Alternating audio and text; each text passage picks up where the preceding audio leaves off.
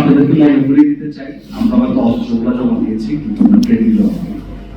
কর্তৃপক্ষ কর্তৃক বকেয়া বিল প্রদানের 2 দফা তারিখ পরিবর্তনের পর গত 30 মার্চ 2026 বেলা 2:30 ঘটিকায় আমাদের নির্মিত জুলাই আন্দোলনের উপর নির্মিত তথ্যচিত্রের বকেয়া বিল গ্রহণের উদ্দেশ্যে তথ্য মন্ত্রণালয়ের অধীন চলচ্চিত্র ও প্রকাশনা অধিদপ্তরে, এটাকে সংক্ষেপে বিএফপি বলে, সেখানে আমরা উপস্থিত হয়েছিলাম। কয়েক ঘন্টা অপেক্ষার পর যখন বকেয়া বিল প্রদানের কার্যক্রম আনুষ্ঠানিকভাবে শুরু হবে, তখন সন্ধ্যা 6:30 নাগাদ উক্ত প্রতিষ্ঠানের চিত্রগ্রাহক পদে কর্মরত মোহাম্মদ মুশিউর রহমানের আগমন ঘটে। এই প্রকল্পের কয়েকটি তথ্যচিত্রের প্রযোজক হচ্ছে, সে এসেই নির্মাতাগণের বকেয়া বিল পরিশোধের প্রক্রিয়ায় বাধা দেওয়ার চেষ্টা করে। আমরা ডিএফপির অন্যান্য কর্মকর্তাদের বরাতে জানতে পারি বকেয়া বিল পরিশোধের গরিমসির সাথে মোহাম্মদ মুশিউর রহমান জড়িত।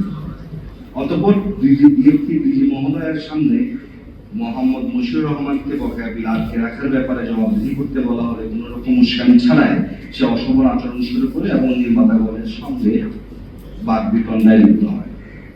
এক পর্যায়ে সে বকেয়া বিল পরিশোধ না করেই চলে যেতে চায়। অর্থাৎ নির্মাতাগণ এই ঘটনার প্রতিবাদ জানায়। পরবর্তীতে সম্পূর্ণ মিথ্যা অজুহাত এবং উদ্দেশ্য প্রণোদিতভাবে নির্মাতাদের প্রাণনাশের উদ্দেশ্যে অন্তত 30 থেকে 40 জন বহিরাগত সন্ত্রাসীদের থেকে এনে ডিজি মহোদয়ার পক্ষে আমাদের উপর আটকা শারীরিক হামলা চালায়। অতর্কিত এই হামলায় আমাদের মধ্যে মোহাম্মদ গোলাম শাহের মাথা ফেটে যায়, আব্দুর রহমানের মুখ ও ঠোঁট ফেটে যায়, নাসির ফারুক আমিনের ডান কানের পর্দা ফেটে যায় এবং মুশফিকুর রহমান জোহান সহ অন্যান্য নির্মাতাগণ গুরুতর আহত। যে সকল কর্মকর্তা ও কর্মচারী ঘটনার সাথে সম্পৃক্ত তাদের স্থায়ীভাবে চাকরিচ্যুত করতে হবে এবং আইনের আওতায় আনতে হবে। অভিযুক্ত সন্ত্রাসীদের শনাক্ত করে দ্রুত গ্রেফতার করতে হবে। আমরা অলরেডি কিছু শনাক্ত করে দিয়েছি, বাকি আরো যারা আছে তাদেরকে শনাক্ত করতে হবে। সিসিটিভি ফুটেজ উদ্ধার করতে হবে। সংবিধানের 1939 অনুসারে নিশ্চিতকৃত মত প্রকাশের স্বাধীনতা ও চলচ্চিত্র নির্মাণের অধিকার রক্ষায় অভিযুক্তের বিরুদ্ধে দৃষ্টান্তমূলক শাস্তি গ্রহণ করতে হবে। আক্রান্ত চলচ্চিত্রকার ও সংস্কৃতি কর্মীদের যথাযথ চিকিৎসা ও ক্ষতিপূরণের ব্যবস্থা করতে হবে। চলচ্চিত্রকার সহ সকল ধরনের সংস্কৃতি কর্মীদের নিরাপদ কাজের পরিবেশের নিশ্চয়তা দিতে হবে। চলচ্চিত্র নির্মাতা ও সাংস্কৃতিক কর্মীদের নিরাপত্তা নিশ্চিতকরণে সুস্পষ্ট পদক্ষেপ গ্রহণ করতে হবে। সরকারি অর্থায়নে নির্মিত চলচ্চিত্র নির্মাণ সংক্রান্ত আর্থিক অনিয়মের ঘটনা বন্ধে দ্রুত ব্যবস্থা করতে হবে। সকল সরকারি অধিদপ্তর সমূহে পদ্ধতিগত দুর্নীতি ও অন্যায়ভাবে প্রভাব বিস্তার রোধে কার্যকর ব্যবস্থা গ্রহণ করতে হবে।